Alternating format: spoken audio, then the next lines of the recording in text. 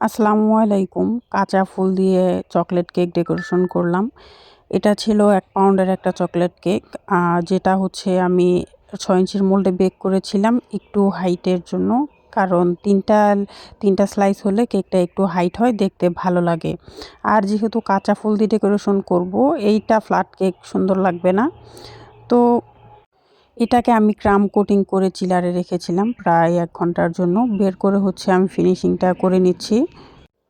আর কেকটা হচ্ছে আমি হোয়াইট কালারের মধ্যে রেখেছি, যেহেতু ফ্লাওয়ারটা আম পার্পল কালারের মধ্যে। আর এখানে বল টপারটা হচ্ছে আমি গোল্ডেন কালার ইউজ করেছি। আমি না অনেকক্ষণ ভাবতেছিলাম যে কোন কালার টপারটা ইউজ করব। ১ম এ ভাবতেছিলাম যে পিঙ্ক কালারটা দিব কিনা। পরে দেখলাম যে না, গোল্ডেন কালারটাই দেই।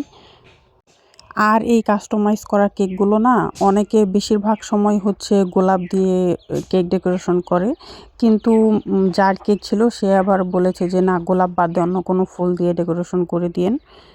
যারাই এই টাইপের কাস্টমাইজ কেক নিতে চান তারা কিন্তু অবশ্যই জেনে রাখবেন যে টপার আর হচ্ছে যে ফ্লাওয়ারগুলো অ্যাড করি এগুলার প্রাইস কিন্তু আলাদা ধরা হয়। মানে কেকের দামের সাথে ধরা হয় না।